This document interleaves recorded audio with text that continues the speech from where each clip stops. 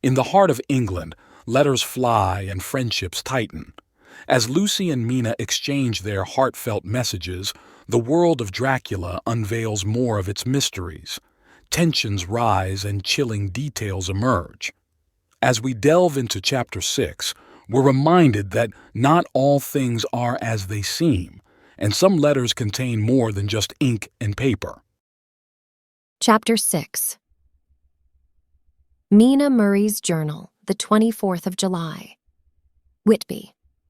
Lucy met me at the station, looking sweeter and lovelier than ever, and we drove up to the house at the Crescent in which they have rooms. This is a lovely place. The little river, the Esk, runs through a deep valley, which broadens out as it comes near the harbor. A great viaduct runs across, with high piers, through which the view seems somehow further away than it really is. The valley is beautifully green, and it is so steep that when you are on the high land on either side, you look right across it, unless you are near enough to see down. The houses of the old town, the side away from us, are all red-roofed and seem piled up one over the other anyhow, like the pictures we see of Nuremberg. Right over the town is the ruin of Whitby Abbey, which was sacked by the Danes, and which is the scene of part of Marmion, where the girl was built up in the wall. It is a most noble ruin, of immense size, and full of beautiful and romantic bits. There is a legend that a white lady is seen in one of the windows. Between it and the town there is another church, the parish one, round which is a big graveyard, all full of tombstones. This is to my mind the nicest spot in Whitby, for it lies right over the town, and has a full view of the harbor and all up the bay to where the headland called Kettleness stretches out into the sea. It descends so steeply over the harbor that part of the bank has fallen away, and some of the graves have been destroyed. In one place, part of the stonework of the graves stretches out over the sandy pathway far below. There are walks with seats beside them through the churchyard, and people go and sit there all day long looking at the beautiful view and enjoying the breeze. I shall come and sit here very often myself and work. Indeed, I am writing now with my book on my knee and listening to the talk of 3 old men who are sitting beside me. They seem to do nothing all day but sit up here and talk. The harbor lies below me with, on the far side, one long granite wall stretching out into the sea, with a curve outwards at the end of it, in the middle of which is a lighthouse. A heavy sea wall runs along outside of it. On the near side, the sea wall makes an elbow crooked inversely, and its end, too, has a lighthouse. Between the 2 piers there is a narrow opening into the harbor, which then suddenly widens. It is nice at high water, but when the tide is out it shoals away to nothing, and there is merely the stream of the Esk, running between banks of sand with rocks here and there. Outside the harbor on this side there rises for about half a mile a great reef, the sharp edge of which runs straight out from behind the south lighthouse. At the end of it is a buoy with a bell, which swings in bad weather and sends in a mournful sound on the wind. They have a legend here that when a ship is lost, bells are heard out at sea. I must ask the old man about this. He is coming this way. He is a funny old man. He must be awfully old, for his face is all gnarled and twisted like the bark of a tree. He tells me that he is nearly 100, and that he was a sailor in the Greenland fishing fleet when Waterloo was fought. He is, I am afraid, a very skeptical person, for when I asked him about the bells at sea and the white lady at the Abbey, he said very brusquely, "I wouldn't fash mysel' about them, miss. Them things be all wore out. Mind, I don't say that they never was, but I do say that they wasn't in my time. They be all very well for cummers and trippers and the like, but not for a nice young lady like you.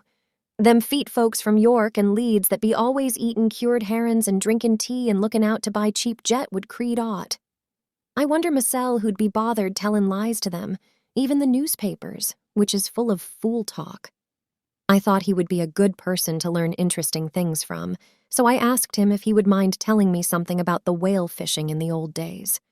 He was just settling himself to begin when the clock struck 6, whereupon he labored to get up and said, "I must gang Aegean-wards home now, miss. My granddaughter doesn't like to be kept waitin' when the tea is ready, for it takes me time to crammel a boon the grease, for there be a many of 'em. And, miss, I lack belly timber sairly by the clock." He hobbled away, and I could see him hurrying as well as he could down the steps.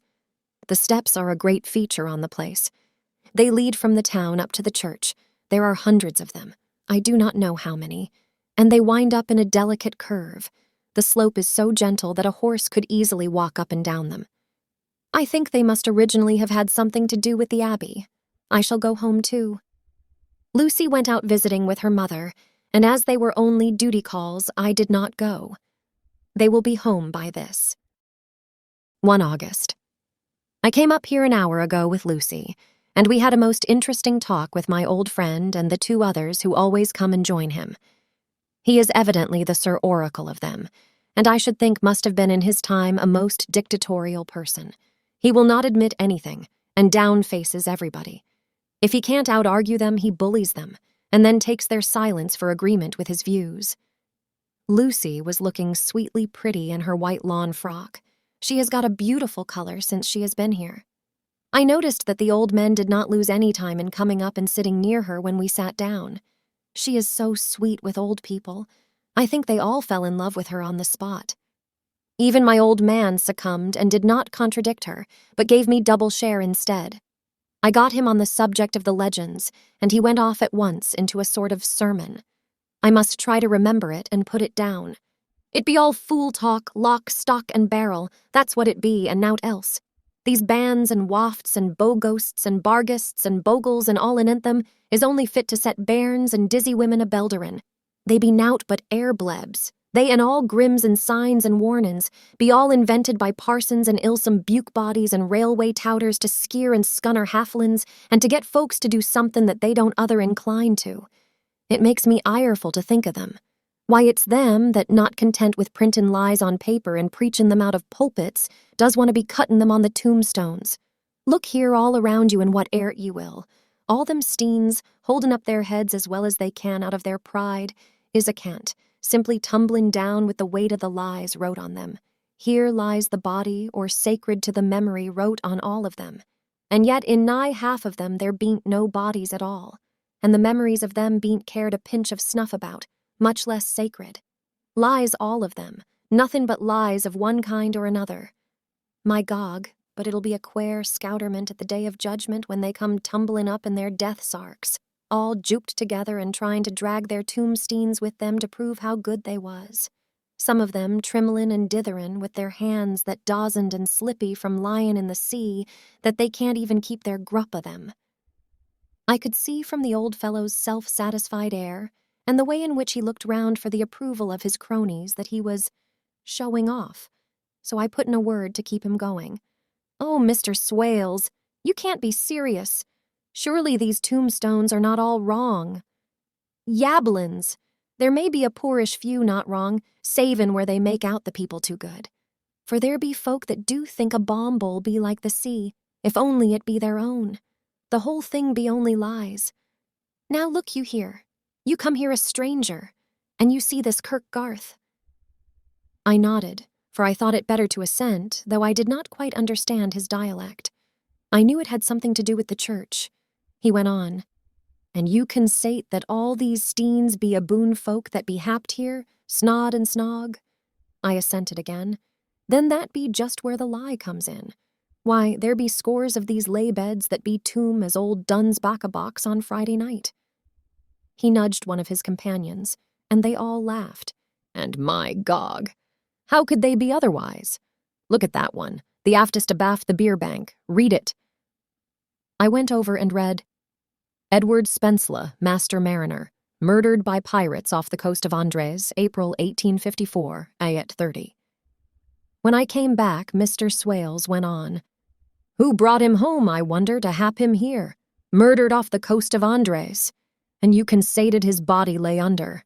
Why, I could name ye a dozen whose bones lie in the Greenland seas above," he pointed northwards, "or where the currents may have drifted them. There be the steens around ye.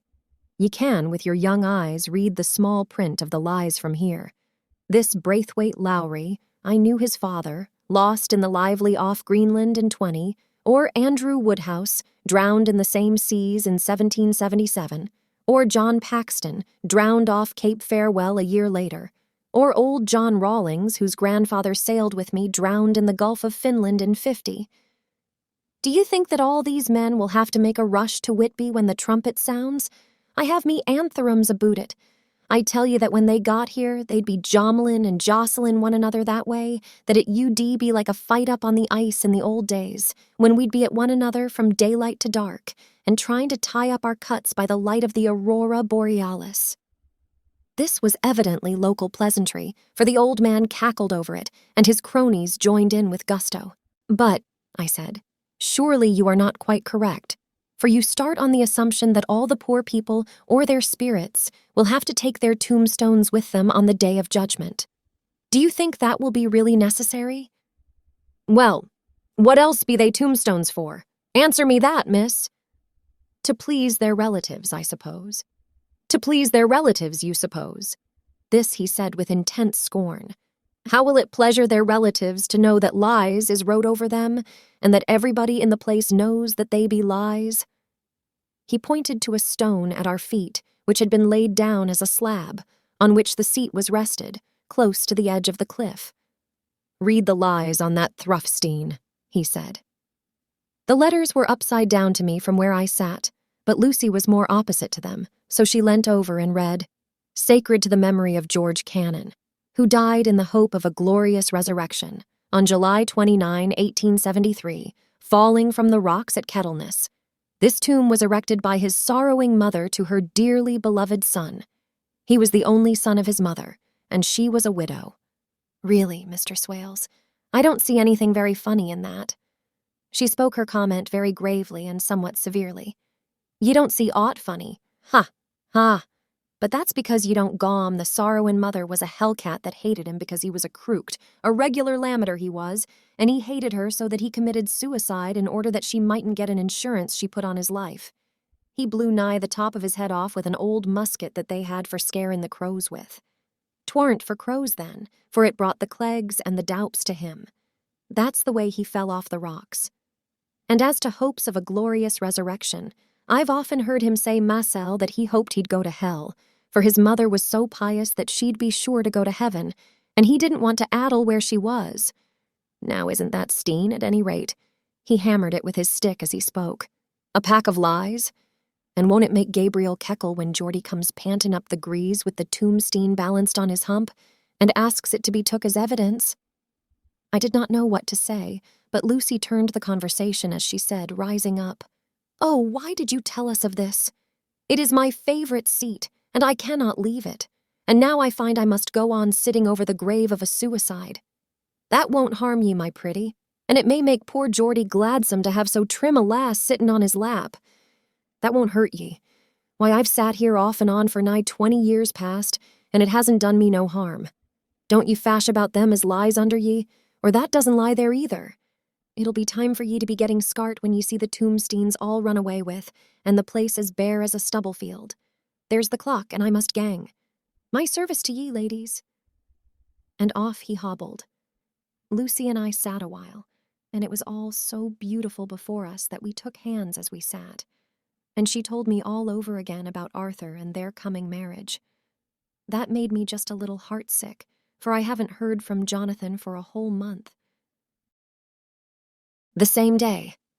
I came up here alone, for I am very sad. There was no letter for me. I hope there cannot be anything the matter with Jonathan. The clock has just struck 9. I see the lights scattered all over the town, sometimes in rows where the streets are, and sometimes singly. They run right up the Esk and die away in the curve of the valley. To my left, the view is cut off by a black line of roof of the old house next the abbey. The sheep and lambs are bleating in the fields away behind me, and there is a clatter of a donkey's hooves up the paved road below. The band on the pier is playing a harsh waltz in good time, and further along the quay there is a Salvation Army meeting in a back street. Neither of the bands hears the other, but up here I hear and see them both. I wonder where Jonathan is, and if he is thinking of me. I wish he were here. Dr. Seward's Diary, 5 June. The case of Renfield grows more interesting the more I get to understand the man. He has certain qualities very largely developed: selfishness, secrecy, and purpose. I wish I could get at what is the object of the latter. He seems to have some settled scheme of his own, but what it is I do not yet know. His redeeming quality is a love of animals, though indeed he has such curious turns in it that I sometimes imagine he is only abnormally cruel. His pets are of odd sorts. Just now his hobby is catching flies. He has at present such a quantity that I have had myself to expostulate. To my astonishment, he did not break out into a fury, as I expected, but took the matter in simple seriousness. He thought for a moment and then said, "May I have 3 days? I shall clear them away." Of course, I said that would do. I must watch him. 18 June. He has turned his mind now to spiders and has got several very big fellows in a box. He keeps feeding them with his flies, and the number of the latter is becoming sensibly diminished, although he has used half his food in attracting more flies from outside to his room. 1 July. His spiders are now becoming as great a nuisance as his flies, and today I told him that he must get rid of them. He looked very sad at this, so I said that he must clear out some of them at all events. He cheerfully acquiesced in this, and I gave him the same time as before for reduction. He disgusted me much while with him, for when a horrid blowfly, bloated with some carrion food, buzzed into the room, he caught it, held it exultantly for a few moments between his finger and thumb, and, before I knew what he was going to do, put it in his mouth and ate it. I scolded him for it, but he argued quietly that it was very good and very wholesome, that it was life, strong life, and gave life to him. This gave me an idea, or the rudiment of one. I must watch how he gets rid of his spiders. He has evidently some deep problem in his mind, for he keeps a little notebook in which he is always jotting down something. Whole pages of it are filled with masses of figures, generally single numbers added up in batches, and then the totals added in batches again, as though he were focusing some account, as the auditors put it. 8 July. There is a method in his madness, and the rudimentary idea in my mind is growing. It will be a whole idea soon, and then, oh, unconscious cerebration, you will have to give the wall to your conscious brother. I kept away from my friend for a few days, so that I might notice if there were any change. Things remain as they were, except that he has parted with some of his pets and got a new one. He has managed to get a sparrow and has already partially tamed it. His means of taming is simple, for already the spiders have diminished. Those that do remain, however, are well fed, for he still brings in the flies by tempting them with his food. 19 July. We are progressing. My friend has now a whole colony of sparrows, and his flies and spiders are almost obliterated. When I came in, he ran to me and said he wanted to ask me a great favor, a very, very great favor. And as he spoke, he fawned on me like a dog. I asked him what it was, and he said, with a sort of rapture in his voice and bearing, "A kitten, a nice little, sleek, playful kitten that I can play with and teach and feed and feed and feed." I was not unprepared for this request, for I had noticed how his pets went on increasing in size and vivacity, but I did not care that his pretty family of tame sparrows should be wiped out in the same manner as the flies and the spiders.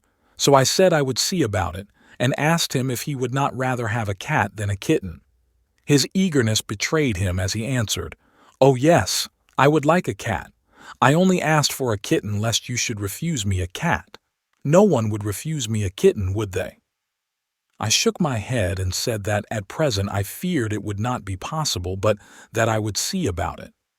His face fell, and I could see a warning of danger in it, for there was a sudden fierce, sidelong look which meant killing.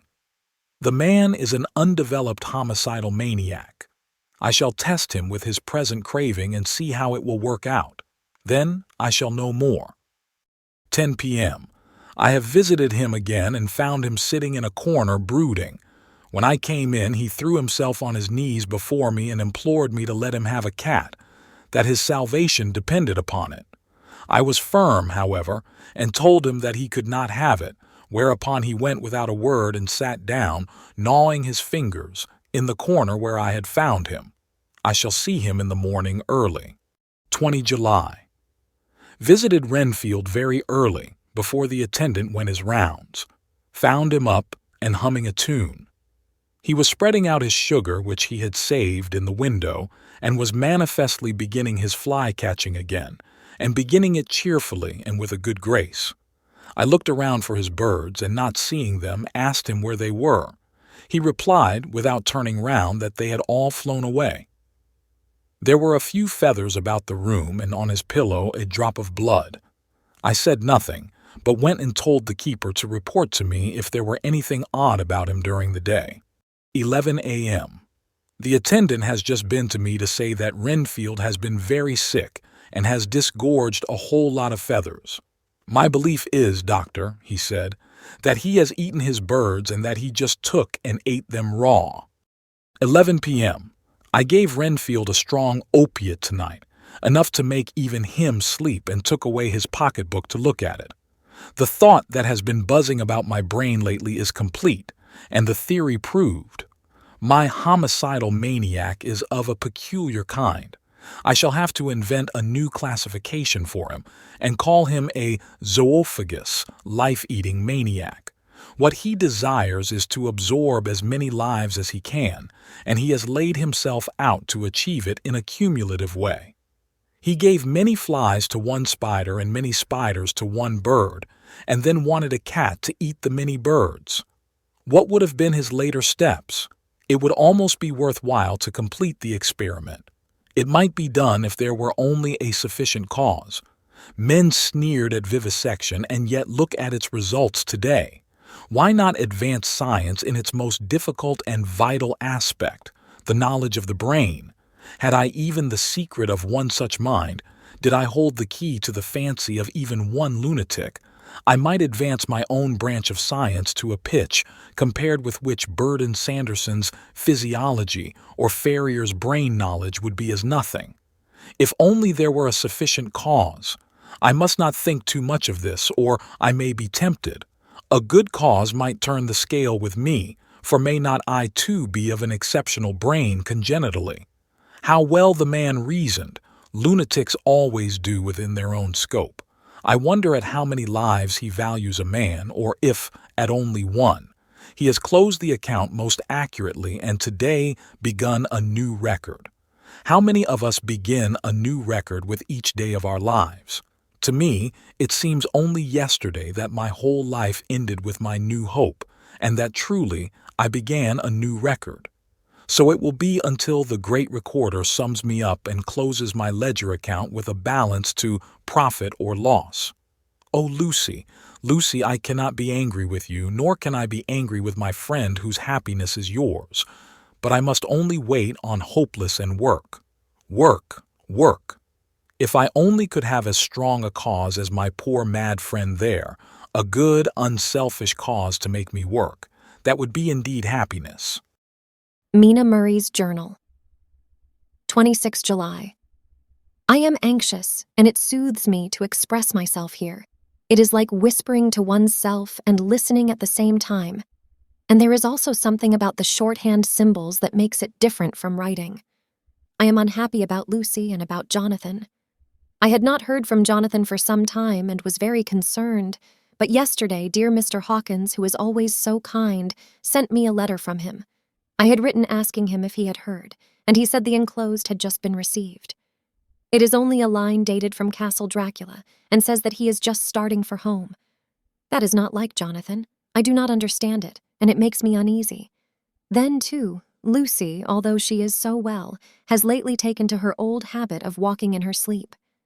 Her mother has spoken to me about it, and we have decided that I am to lock the door of our room every night. Mrs. Westenra has got an idea that sleepwalkers always go out on roofs of houses and along the edges of cliffs, and then get suddenly wakened and fall over with a despairing cry that echoes all over the place. Poor dear, she is naturally anxious about Lucy, and she tells me that her husband, Lucy's father, had the same habit. that he would get up in the night and dress himself and go out if he were not stopped. Lucy is to be married in the autumn, and she is already planning out her dresses and how her house is to be arranged. I sympathize with her, for I do the same. Only Jonathan and I will start in life in a very simple way, and shall have to try to make both ends meet. Mr. Holmwood, he is the Honorable Arthur Holmwood, only son of Lord Godalming, is coming up here very shortly, as soon as he can leave town, for his father is not very well, and I think dear Lucy is counting the moments till he comes. She wants to take him up to the seat on the churchyard cliff and show him the beauty of Whitby. I dare say it is the waiting which disturbs her. She will be all right when he arrives. 27 July. No news from Jonathan. I am getting quite uneasy about him, though why I do not know, but I do wish that he would write, if it were only a single line. Lucy walks more than ever, and each night I am awakened by her moving about the room. Fortunately, the weather is so hot that she cannot get cold, but still the anxiety and the perpetually being wakened is beginning to tell on me, and I am getting nervous and wakeful myself. Thank God Lucy's health keeps up. Mr. Holmwood has been suddenly called to ring to see his father, who has been taken seriously ill. Lucy frets at the postponement of seeing him, but it does not touch her looks.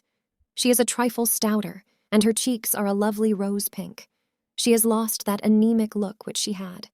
I pray it will all last. 3 August. Another week gone, and no news from Jonathan, not even to Mr. Hawkins, from whom I have heard. Oh, I do hope he is not ill. He surely would have written. I look at that last letter of his, but somehow it does not satisfy me. It does not read like him, and yet it is his writing. There is no mistake of that. Lucy has not walked much in her sleep the last week, but there is an odd concentration about her which I do not understand. Even in her sleep she seems to be watching me. She tries the door and, finding it locked, goes about the room searching for the key. 6 August. Another 3 days and no news. This suspense is getting dreadful.